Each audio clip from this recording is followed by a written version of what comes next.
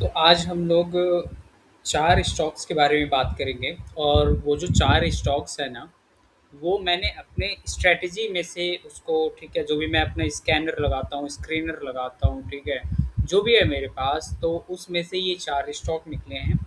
हर stock का proper analysis होगा और आपको वो प्रॉपर एनालिसिस में आपको टेक्निकल एनालिसिस भी दिखेगा, फंडामेंटल एनालिसिस भी दिखेगा, क्या उसकी ड्रॉबैक है और क्या मेरा उस पे व्यू है, वो सब मैं आपको बताऊँगा। और एट द एंड मैं आपको ये भी बताऊँगा कि कौन सा स्टॉक मुझे पसंद आया और क्यों पसंद आया, ठीक है? सो दैट आप थोड़ा-सा यहाँ पे सीख जाओगे कि अच्छा जो भी स्टॉक्स होते हैं उसको एनालिसिस कैसे करना होता है, ठीक है? बाकी मेरी ये आपसे रिक्वेस्ट रहेगी कि ड्यू टू टाइम कंस्ट्रेंट, ठीक है, थोड़ा-सा बिज़ी चल रहा हूँ मैं, इसलिए रिकॉर्ड नहीं कर पा रहा हूँ, but with your support I am sure कि मैं ये वीडियो बनाना जारी रखूँगा। चलिए, तो सबसे पहला जो स्टॉक हम लोग यहाँ पे लेंगे, ठीक है? सबसे पहले तो मैं आपको बता दूँ, मेरी स्ट्रैटेजी एकदम सिंपल है, ठीक है? बहुत ही सिंपल है। मैं अपनी स्ट्रैटेजी कहाँ पे करता हूँ, क्या पे करता हूँ, देखो, मैं जो है ना, मैं बॉटम फिशिंग नहीं करता। क्या मतलब आपका? मैं बॉटम फिशिंग नहीं करता। बॉटम फिशिंग मीन्स जब मार्केट में क्रैश आ जाता है या फिर स्टॉक्स एकदम से डाउन हो जाता है, 52 वीक लो पे आ जाता है, ठीक है? 52 वीक लो पे है या फिर वो एकदम से डाउन है बट उसका फंडामेंटल काफ़ी अच्छा है, तो भी मैं वहाँ पे उसको बाय नहीं करता। ठीक है, मैं उसको बाई वहाँ पे नहीं करता हूँ। क्यों? क्योंकि मैंने वो बैक टेस्ट किया है और उसमें उतना रिजल्ट मुझे नहीं दिखा है, that's why.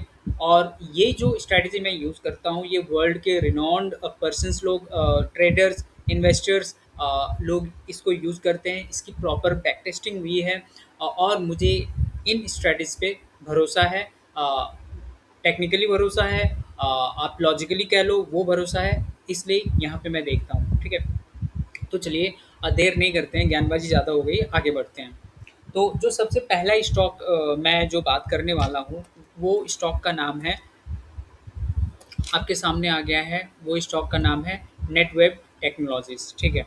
Netweb technologies India limited, ये स्टॉक का नाम है और हम लोग इसी पे इस स्टॉक को अभी देखेंगे और इस पे हम लोग चर्चा करेंगे, ठीक है? तो आपके सामने यहाँ पे नेटवेब आ चुका है और नेटवेब का आई थिंक मैंने पहले भी बात कर रखा होगा, all time monthly all time high time frame पे मैंने बात कर रखा होगा और ये अभी अपने ऑल टाइम हाई पे ही चल रहा हूँ, ठीक है?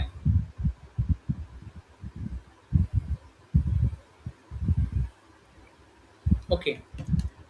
So this stock is on all time high, ठीक है? ये green line breakout GLP line है जिसको फेमस डॉक्टर एरिक विस ने किया था, उसी पे मैं चल रहा हूँ यहाँ पे। और मैं जो चारों स्टॉक बताऊंगा वो ऑलमोस्ट जो है अपने ऑल टाइम हाई पे होंगे या फिर 52 वीक हाई पे ही वो होंगे और उसी पे मुझे ट्रस्ट है। और बाकी कुछ मैंने, ठीक है, वॉल्यूम का लगाया होगा, कुछ और इंडिकेटर्स लगाए होंगे, फंडामेंटल्स देखे होंगे, तो उस हिसाब से मैं यहाँ पे चल रहा हूँ। तो अगर आप यहाँ पे मंथली टाइम फ्रेम पे देखोगे तो ये जो है आफ्टर 3 मंथ, ठीक है, 3 महीने से ज़्यादा हो गया, एक जगह कंसोलिडेट किया, उसके बाद ये ब्रेकआउट किया, तो यहाँ पे एक प्रॉपर बनता है कि हाँ, यहाँ पे हम लोग देख सकते हैं इसको कि हम लोग यहाँ पे इसको एक वॉच लिस्ट में, अपने वॉच लिस्ट में डाल सकते हैं और देख सकते हैं कि ये आगे क्या कैसे परफॉर्म कर रहा है, करेक्ट ना? तो अभी अगर आप देखो ना, तो ये जो कैंडल यहाँ पे बना है, ये कैंडल 10 ईएमए को सपोर्ट कर रहा है, जिससे कि अपने को ये प्रूफ हो रहा है, ठीक है? ध्यान से देखिएगा, मैं थोड़ा सा यहाँ पे टेक्निकल में जा रहा हूँ।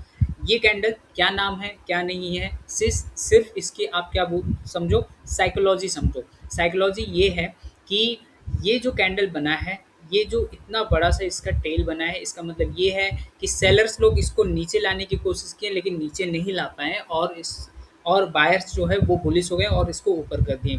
अगर ये इससे पहले वाला आप कैंडल देखोगे तो उस पहले वाले कैंडल में सेलर्स लोग हावी थे, यहाँ पे कौन हावी हो गया? बायर्स लोग हावी हो गए, इसलिए इसको ऊपर उठा लिए। और अगर आप यहाँ पे देखो तो ये अपनी ग्रीन लाइन ब्रेकआउट को ब्रेक करके ऊपर उठाए, यानी कि सपोर्ट है, कितना अच्छा सपोर्ट है। दो दो यहाँ पे सपोर्ट हैं, आपको यहाँ पे दिखेंगे। पहला सपोर्ट क्या?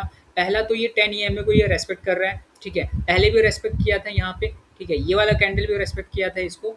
सो पहला ये टेक्निकल एनालिसिस में हम लोग देख रहे हैं। दूसरा कि इसका जो ग्रीन लाइन ब्रेकआउट था, जो कि यहाँ पे ऑल टाइम हाई बनाया था, उसके ऊपर ये चल रहा है, उसके आसपास है, सपोर्ट है, उसके ऊपर चल रहा है। तो प्रोबेबल चांस ये है कि अच्छा खासा हो सकता है ये अपने को रिटर्न दे दे। तो ये तो हो गया टेक्निकल एनालिसिस, ठीक है। अब इसको बाई कब करना है, इसका रिस्क मैनेजमेंट क्या होना चाहिए, पोर्टफोलियो मैनेजमेंट क्या होना चाहिए, सेक्टोरियल एनालिसिस क्या होना चाहिए, वो सब बात की बात है। वो सब मैं टाइम टाइम पे आपको सिखाता रहूँगा। बस अभी ये ध्यान दो कि साइकोलॉजी क्या कहती है इसकी, ठीक है। ये टेक्निकल हम लोगों ने देख लिया।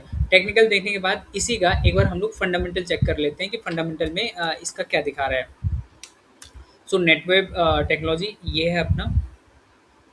अगर आप देखो तो इसकी प्राइस 4587 के आसपास चल रहा है और 9.45% के हिसाब से बढ़ा है।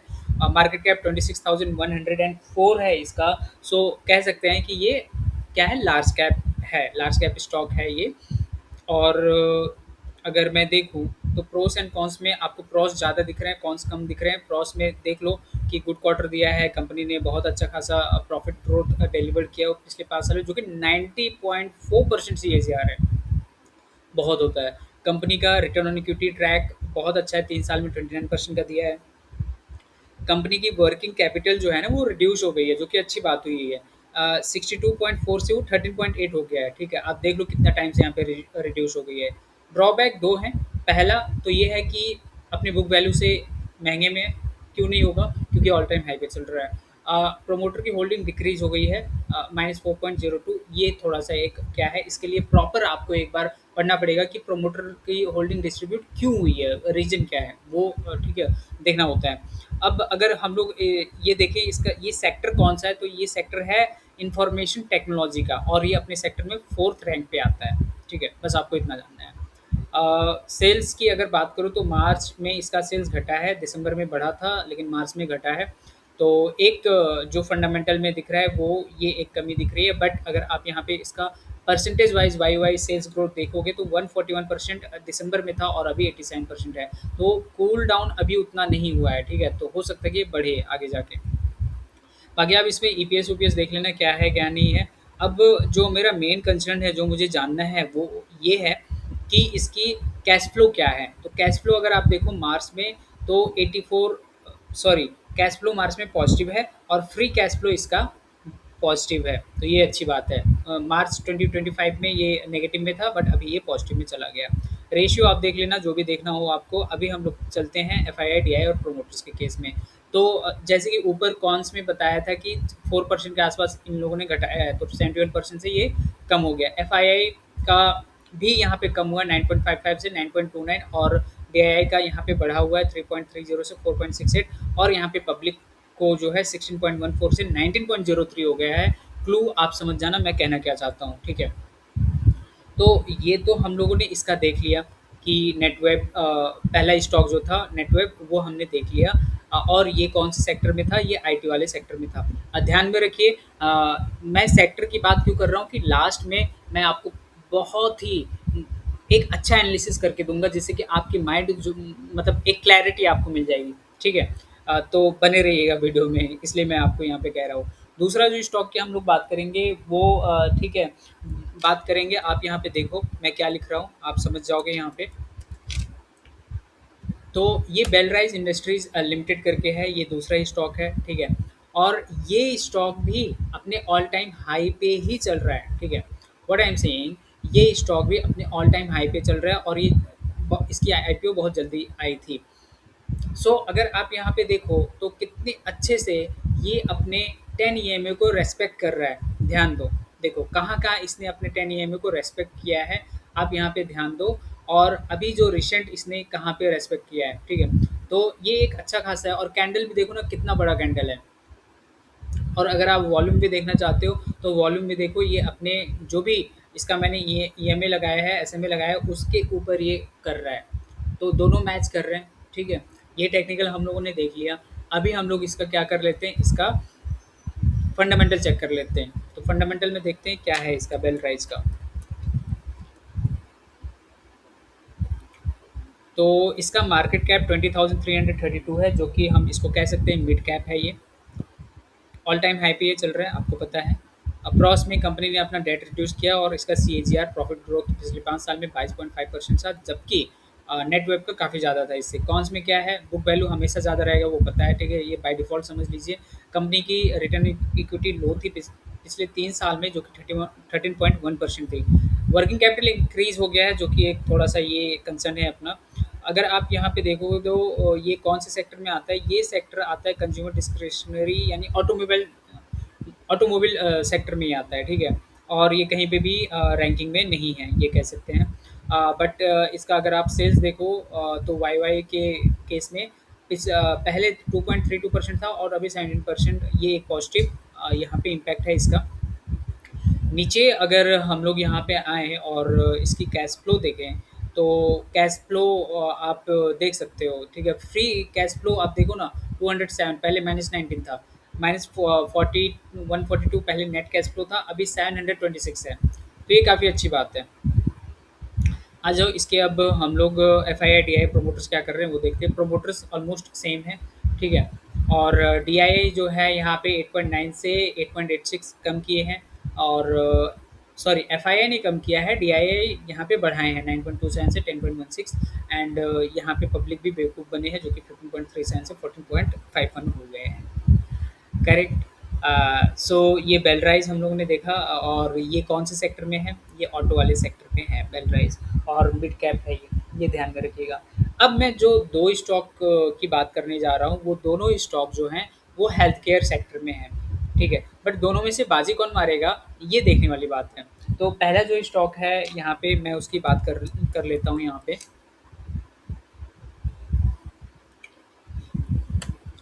तो पहला जो स्टॉक है वो ये स्टॉक है सिनोर्स फार्मा करके, ठीक है? ये स्टॉक है, और अगर आप इसको ध्यान से देखोगे तो एक ही हफ्ते में इसने 24.67% का यहाँ पे रिटर्न दे दिया है, ठीक है?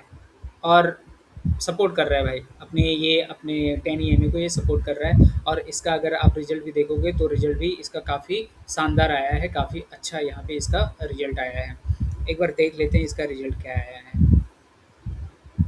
9.70% से सरप्राइज़ किया है, जबकि रेवेन्यू को इसने नेगेटिव में सरप्राइज़ किया, बट ठीक है, ऑफ कोर्स अर्निंग अच्छी हुई है, तो इसलिए ये पॉजिटिव ग्रीन यहाँ पे ये दिखा रहा है, ठीक है। ऑल टाइम हाई पे, ये अपने ऑल टाइम हाई पे चल रहा है, करेक्ट। अब देखते हैं कितना बड़ा कैंडल बनाया है, आप देख पा रहे हो। बट अगर आप इसका वॉल्यूम देखोगे ना, तो वॉल्यूम कम है, ठीक है। आ जाते हैं हम इसके फंडामेंटल देख लेते हैं।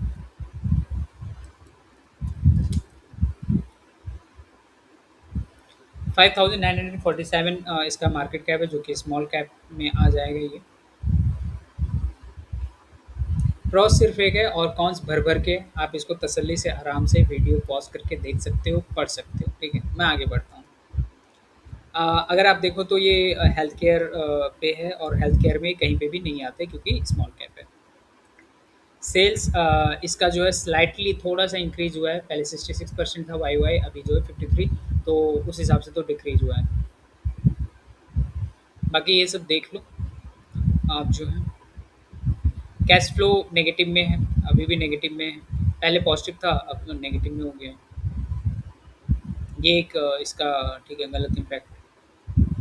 और शेयर होल्डिंग पैटर्न देख लेते हैं। पहले 45.81 था, अभी 45.82% हो गया है। देख रहे हो? अगर आप यहाँ पे देखो तो जून से ही प्रोमोटर जो है उसमें कुछ ना कुछ इंक्रीज़ कर रहे हैं, ठीक है। समझदार को इशारा ही काफ़ी है, आप समझ जाना। एफआईआई जो है ये 4.28 सितंबर में था, फिर उसने घटाया 3.35, फिर बढ़ाया 3.64, समझ जाओ। डीआईआई 9.32 से 9.62, समझ जाओ। पब्लिक 41.54 से 40.92, ये भी समझ जाओ, ठीक है। तो अब आप ये सोच रहे हो सब हम ही समझ जाए, तो आप क्या समझाओगे? ठीक है। तो जो मैं समझाने की कोशिश कर रहा हूँ, हो सकता है आप समझ गए होगे। करेक्ट। तो ये मैंने आपको बेलराइज़ सॉरी सेनोर्स फार्मास्यूटिकल्स का मैंने एनालिसिस करके आपको बताया। जो लास्ट स्टॉक है, वो काफ़ी इंटरेस्टिंग है, वो भी हेल्थ केयर फार्मा में भी आता है, ठीक है। मैं उसका नाम यहाँ पे लिखता हूँ, आप देख लो क्या है उसका नाम।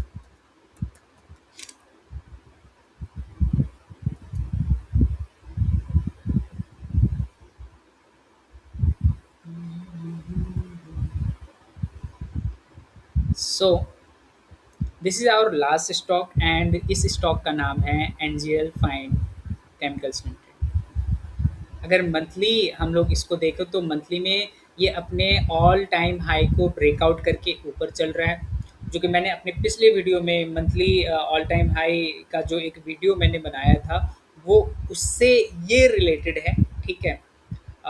वीकली में अगर देखो तो वीकली में ये अपने 10 ईएमए के आसपास चल रहा है। बड़ी सी कैंडल है, वॉल्यूम भी अच्छा खासा यहाँ पे दिख रहा है और सब कुछ टेक्निकल में अच्छा है, मैं ये कह सकता हूँ। अब इसका फंडामेंटल भी चेक कर लेते हैं, फंडामेंटल इसका कैसा है।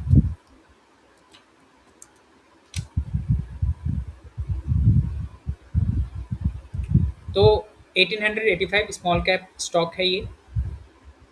क्रॉस में आप देख सकते हो, एक्सपेक्ट कर किया जा रहा है कि कंपनी जो है अच्छा क्वार्टरली रिजल्ट देगी।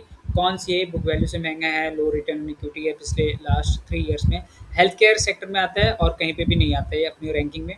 सेल्स अगर आप यहाँ पे देखो तो सेल्स स्लाइटली यहाँ पे इंक्रीज इसका हुआ है, 45% से 56% हो गया है। बाकी ये सब आप यहाँ पे देख सकते हो, अगर आपको फाइनेंस की नॉलेज है, अकाउंट की नॉलेज है, देख सकते हो, समझ सकते हो। एक चीज़ मुझे और दिख गई है, मैं अभी आपको यहाँ पे कंफ्यूज करना नहीं चाहूँगा, इसलिए वो चीज़ मैं आपको किसी और वीडियो में बता दूँगा। कैश फ्लो हम लोग देखते हैं, कैश फ्लो जो नेट कैश फ्लो है वो 0% के हिसाब से है। और फ्री कैश फ्लो ठीक है अभी माइनस में चल रहा है इनका, -51। F I I D I का डाटा देख लेते हैं। तो F I I D I में प्रोमोटर्स का स्लाइटली 0.01% का चेंज है, जो कि 72.74 पहले था, अभी 72.73% है। एफ आई आई जो है पिछले कब से मैं कह सकता हूँ, मार्च 2025 से जो है अभी मार्च 2026 में 0.03% का इंक्रीज़ की है, यानी कि एफ आई इंटरेस्टेड है इसमें। डी आई अभी यहाँ पे नहीं आई है। और पब्लिक का 27.26 से 27.23 ये पब्लिक ने घटाया है। तो ओवरऑल अगर मैं कहूँ कि ग्रीन लाइन ब्रेकआउट के हिसाब से, ऑल टाइम हाई ब्रेकआउट के हिसाब से सबसे अच्छा स्टॉक आपको कौन सा लगा, तो अभी मुझे एनजीएल फाइन केमिकल्स ही लगा है, ऑल्दो ये स्मॉल कैप है। इसलिए आपको यहाँ पे risk management, portfolio management, psychological management सब कुछ की ज़रूरत होगी। ठीक है। अगर आपको नहीं आता है, आप बिल्कुल भी बिगिनर हो, ठीक है, आई रिक्वेस्ट यू, आप अपना हार्ड अर्न मनी ऐसे मत लगाइएगा, नहीं तो मार्केट आपको सिखाने के लिए बहुत ज़्यादा चार्ज ले लेगा, ये ध्यान में रखिएगा। ठीक है। अब मैं वीडियो की शुरुआत में ही मैंने कहा था कि मैं आपको लास्ट में कुछ चीज़ें बताऊंगा। ठीक है। तो वो क्या है, मैं आपको यहाँ बताना चाहता हूँ कि कोई भी स्टॉक आप देखो ना, तो एक बार ही सही उसका सेक्टर का एनालिसिस कर लो, जो सेक्टोरियल इंडेक्स होते हैं ना वो देख लो। जैसे मैंने आपको बताया कि नेटवेब टेक्नोलॉजीज, ठीक है, ये कौन से में है, आपको मैं बता रहा हूँ, नेटवेब टेक्नोलॉजीज ये आईटी में था, ये ऑल टाइम हाई पे चल रहा है। ठीक है, ऑल टाइम हाई पे चल रहा है, आईटी में था। बट क्या इसका जो निफ्टी आईटी इंडेक्स है वो भी क्या ऑल टाइम हाई पे चल रहा है, देखते हैं।